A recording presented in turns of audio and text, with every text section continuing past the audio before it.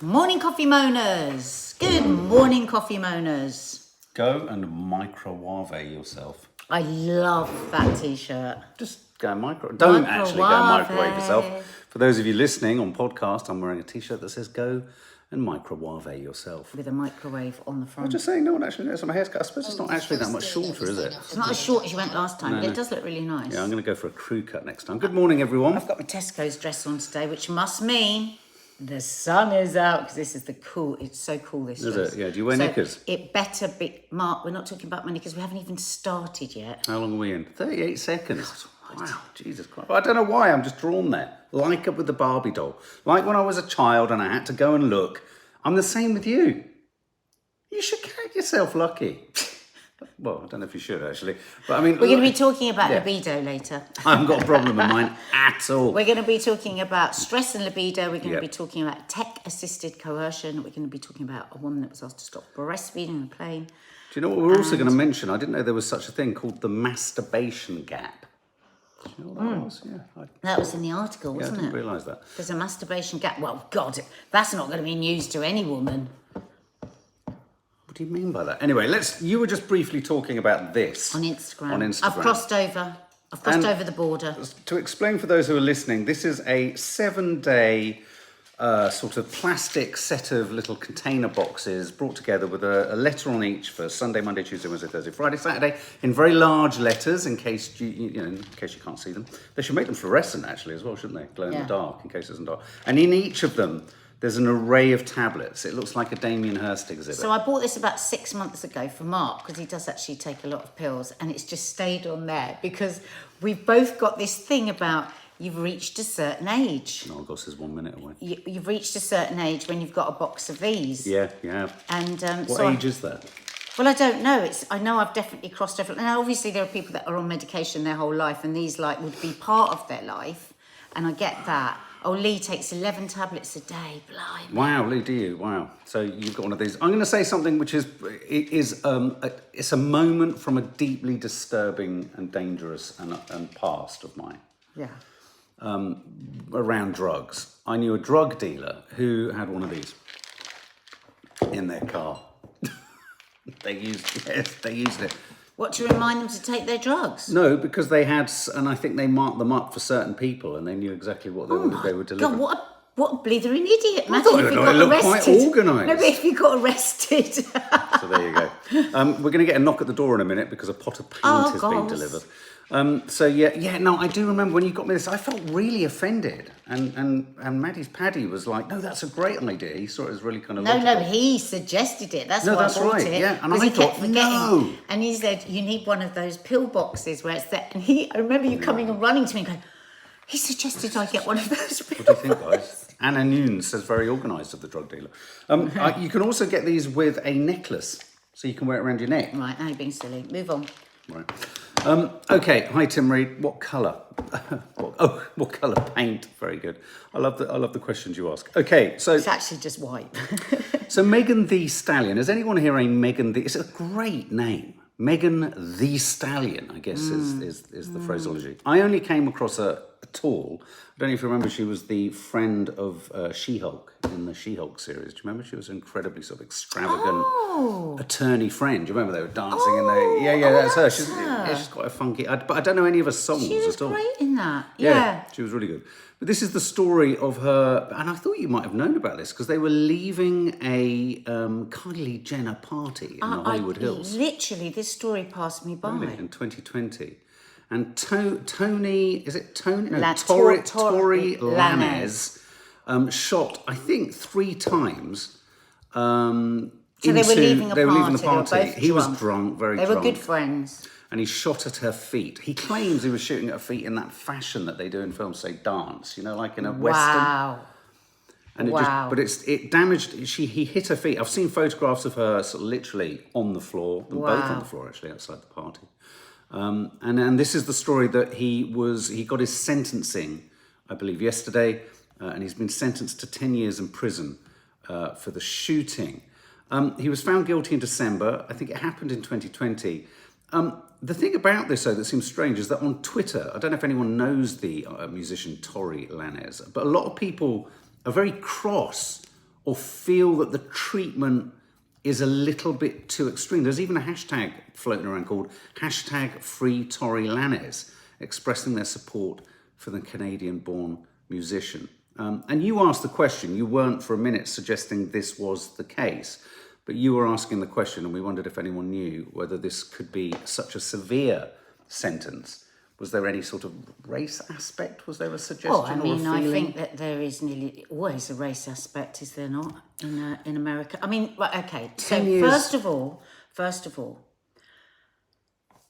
to be shot. Clodagh, it's never okay to shoot anyone. To be shot in the feet. Right, to be shot anywhere, petrifying. You know, it's more than likely that she suffers from PTSD. It's more than likely that she will have pain for the rest of her life. Yeah. This is totally horrific. Yeah. Totally. And I would understand that, you know, the prosecution asked for 13 years. She actually couldn't face coming to court. She sent a letter saying, please don't see this absence as me being complacent. I just can't bear to see him. I can't bear to look at him. My life has been impacted terribly since this shooting. So no doubt about it, this woman has suffered, and it is appalling what he did. He claims to still be friends with her. How can you say he was drunk. This was with a semi-automatic.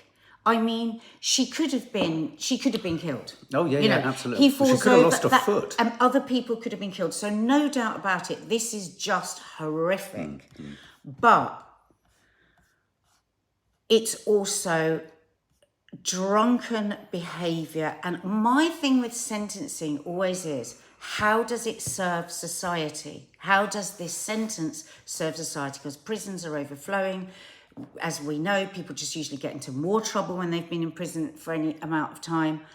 You know, is prison about revenge for the victims? You know, all of that. And I think as a society, we almost need to protect actually victims from feeling that will make something better to get to avenge in that way. Yeah. But you know, I just think, just generally, more away from this case, we have to think in a different way about the way people are punished. See, Victoria Moore says 10 years is harsh, I think. I mean, Megan Thee Stallion's, prosecutors claim, this could have very easily and accidentally, you could have been here for a murder sentencing because of her being shot accidentally. Or her losing a foot or anything like that. And her lawyers said, Megan Thee Stallion has not experienced a single day of peace since the incident. She thinks about this case every single day. She was too intimidated and too scared to even be in the same courtroom as the defendant. There's a lot of talk as well online about, especially the stuff around him claiming to still be friends with her. I know that a lot of other sort of black women have also talked about this sort of toxic masculinity, this pressure on women within the music industry to sort of friend up to and be friendly with and accept and tolerate, actually, quite unacceptable behaviour because it's almost part of the image of being a rapper or being a sort of, a kind of, whatever. I mean, so I know that has been sort of flicking about online too. He claims that, he's agreed to go into rehab, he's agreed to grapple his... his addiction issues and all that kind of stuff. So, but it's one of those celebrity stories or showbiz stories that completely passed me by. I didn't even know she'd got shot. And the thing is, is this like a pattern of behaviour? Has he done this loads of times and then it's just gone wrong? Is this? It's very, very difficult to cast opinion really on the sentence, but it does. It's like, where's the value of it? If he was drunk and he was being stupid, then look, if somebody is drunk and gets in a car and knocks somebody over, yes, that's a terrible choice. But like Nessie Jeff says, why would you take a gun to a party? It's America. It's America. As Christos, you rightly say, it's America's relationship with guns. It's so wrong. And they might have been playing this stupid dance game, who knows? Would a man have got 10 years for that? I don't know. Or would it have been, yes, I'm going to rehab, I'm going to address my issues, and I don't know. Yeah, no, well, there you go. It's one of those. Stress and libido. Our libidos apparently are decreasing. What's happening with your libidos, guys? Have you got a libido? Our libidos are decreasing, and is stress the cause? Asks the Stylist magazine.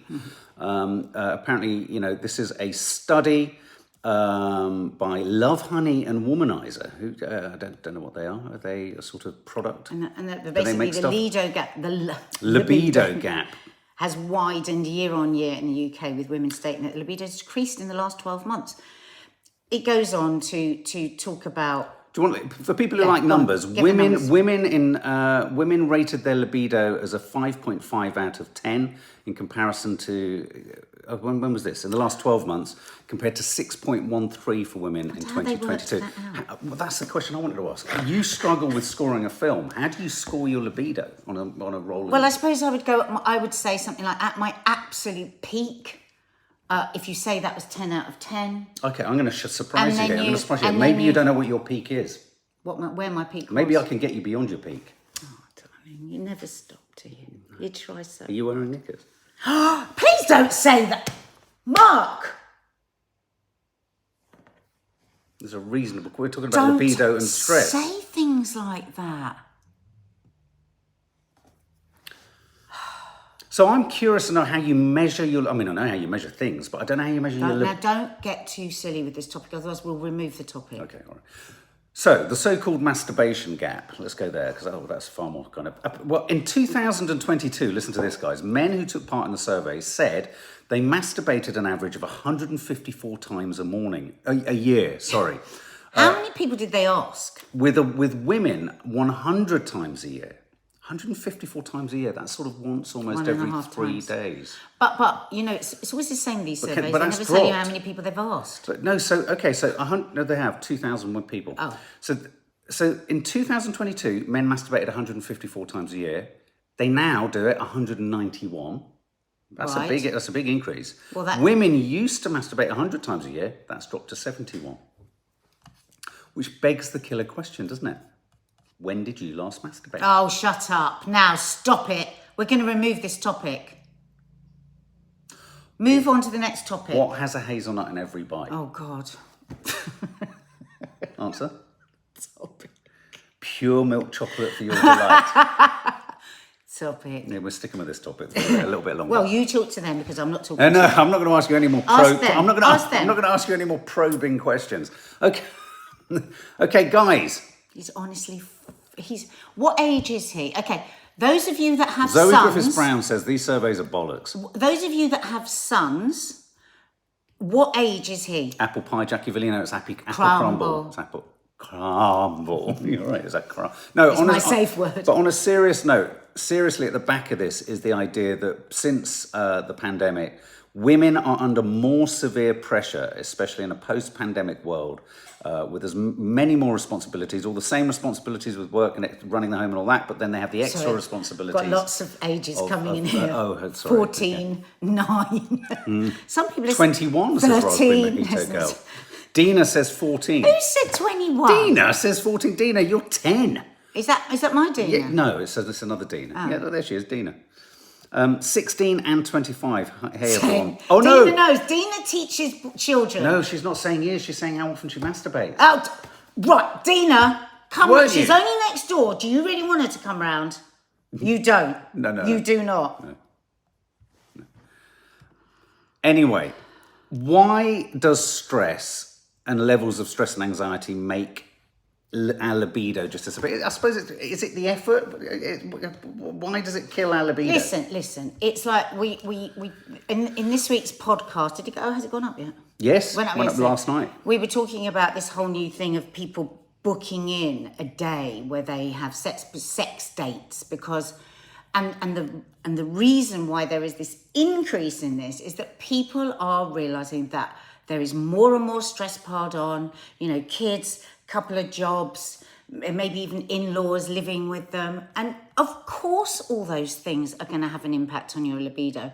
When you're young, it's like Kay always said, my God, all you thought about was when the next time you were going to have sex and, where you might go out that night for a drink. of course, there's I more... hear that's all she still thinks about.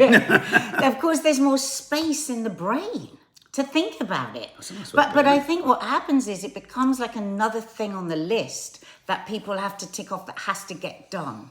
And if you look at the world and just the stress just generally in the world, you know, we can't mention the pandemic anymore because we're all supposed to be completely over it. We're not over it, and the impact of it rolls on in every single way, whether you're trying to get a doctor's appointment, your bills, Lee jobs, Dorrance says also everything. medication. Good point, Lee. I mean, medication can affect your libido. Yeah. Also, there's the mental stress. health issues for people are just off the scale. And there's That also will the affect stress. depression. There's also the stress of sex, because you know if it's I know we talk a lot about how it affects young boys and women and girls, the stress and pressures of porn and all that kind of stuff, but I'm telling you that pressure sort of feeds and filters through into grown-up sort of relationships too. Pornography. I mean, is there really? I mean, like you know, a lot of you say these surveys. What do they mean? And we just use it as a peg because actually there is truth in this.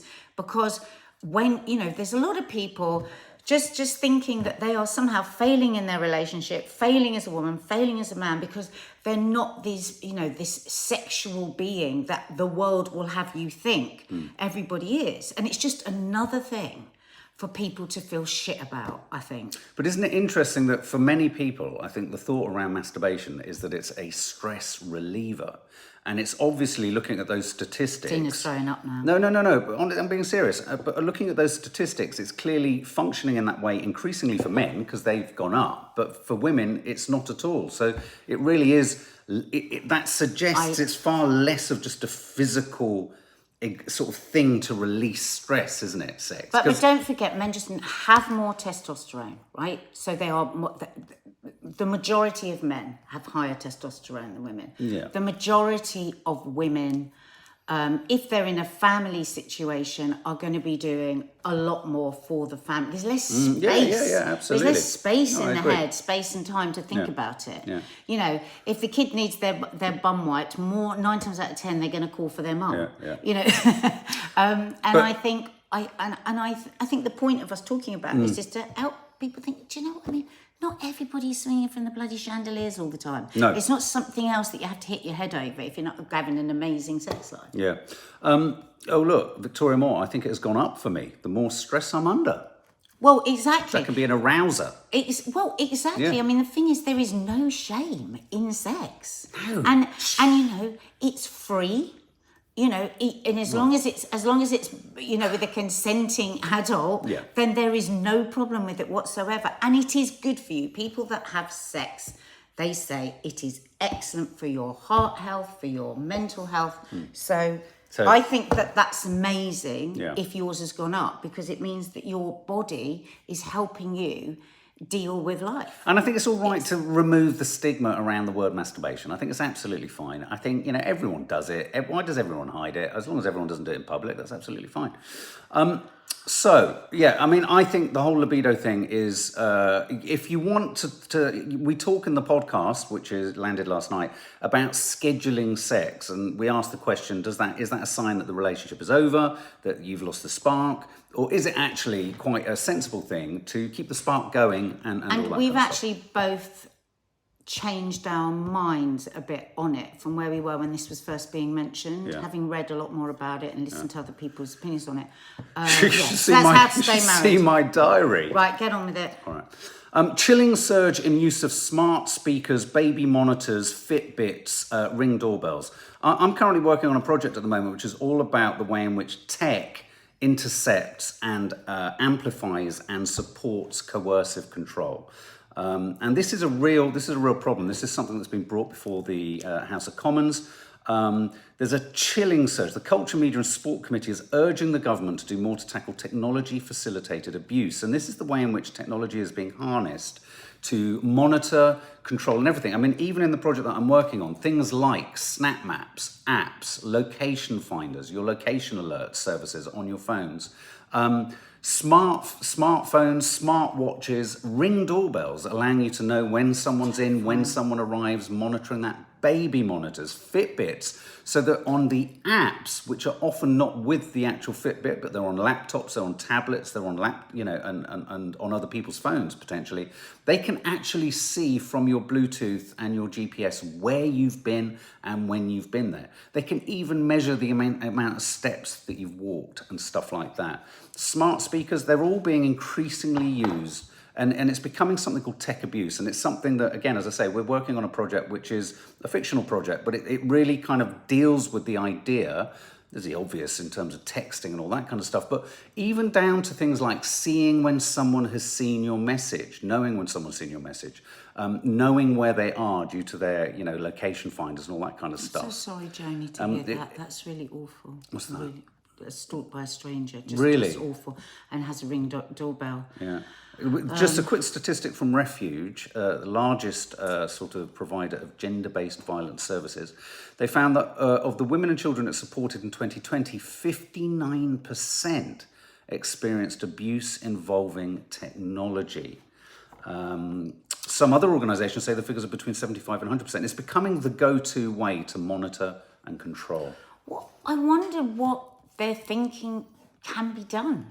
I mean, it's like all tech, isn't it? It's like we were saying this yesterday. There are, it's the good and evil right down the middle, just going right back to having the internet, all the good that comes from it and all the evil. And the problem isn't the tech.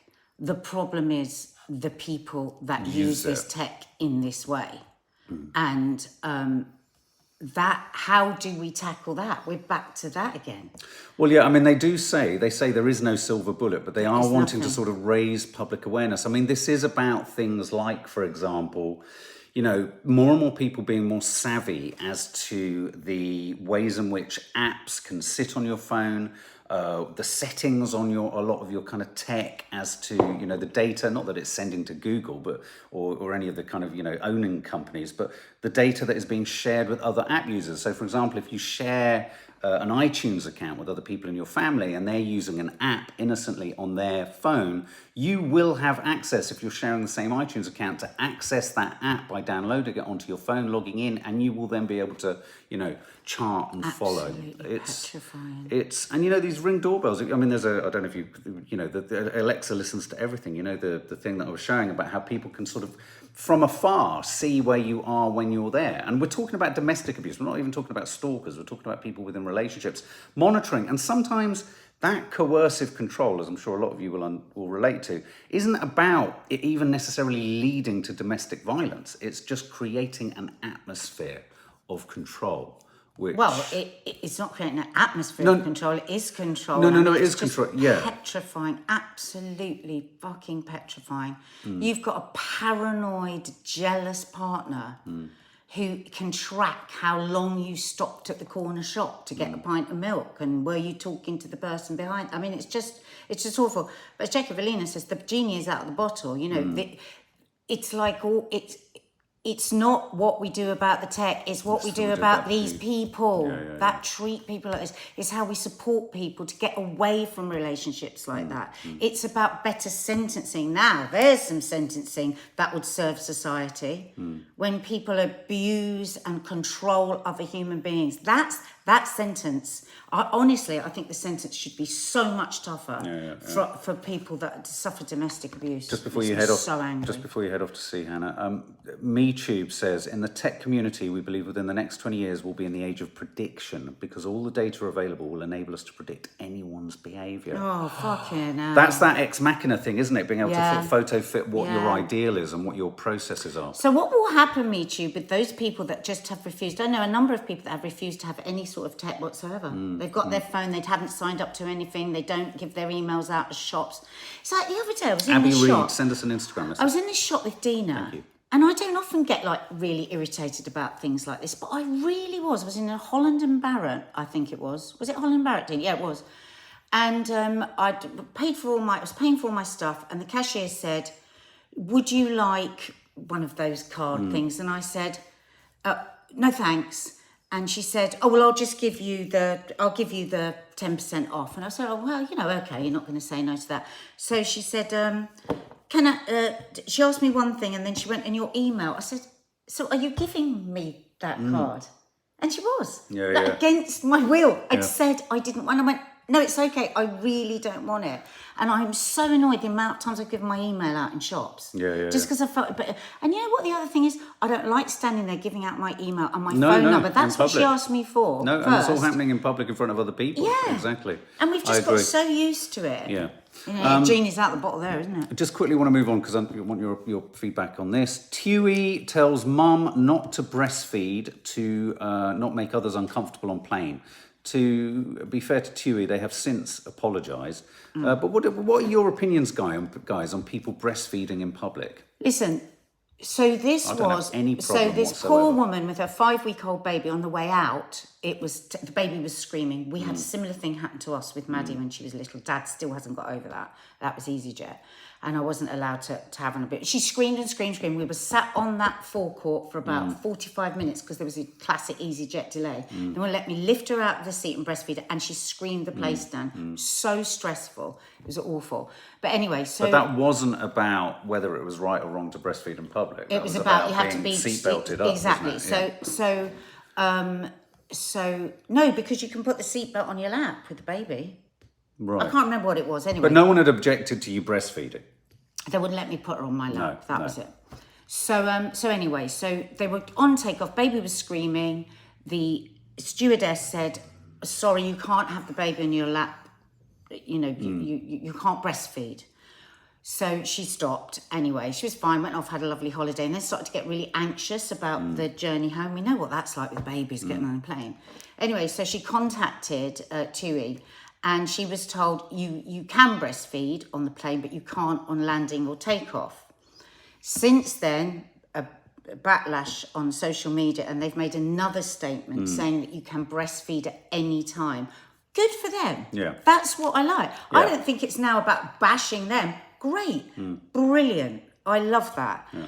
But it just astonishes me because when she phoned up and asked, and she was told it will make other people feel uncomfortable. So if you are a human being that is uncomfortable with watching a woman feed a baby, right, who, now don't forget, 5 weeks, you're exclusively, they're not getting water, they're not getting anything else. That is keeping them alive, keeping them hydrated. Check yourself.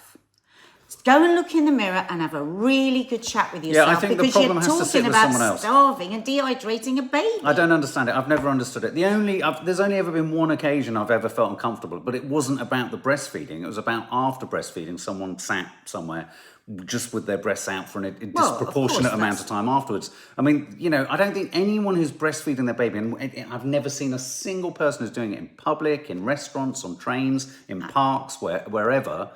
I have never felt anyone has been doing it in any way other than just feeding their child. That's all it is. Anne Living said that she has nothing against breastfeeding, but she was in a cafe once and this woman was out with both breasts. Now that is, I think that woman is not being fair to people because you don't need to have both your breasts out to feed your baby. You just don't. So that is inflammatory, I think. The only thing I would say I do find deeply offensive is the way a lot of mums use their Range Rover buggies to smash people out of the way and take over entire cafes. But can I just say, because if there's anyone listening or watching that gets uncomfortable with a woman breastfeeding, I cannot tell you how hard I found it. I can still feel emotional now at how inadequate I felt, how embarrassed I felt, how shit I felt about myself because I was really struggling with it. And the amount of courage it took me to have my baby under my dress like this, sitting like this, embarrassed, mortified. Women get mastitis because if the baby doesn't suck properly, then you get just be kind. Yeah. It's a tiny baby and often a really frantic mum that's just trying to feed their baby. So, but well done, Chewy. Well done, Chewy, for just saying, okay, yeah. Owning it. All right, guys. Well, look, with the brief news that in Lake Como, a cafe charged €2 for someone to have their sandwich cut in half. What kind of a world are we living in? Also, 7 o'clock tonight, live, Curly Cooks curry night. Tonight. Dina's got some fantastic stuff going on. Mark's going to have some fun. And yeah, so I it's might curry also night. be there too. Join us, 7 o'clock. 7 o'clock tonight. Bye.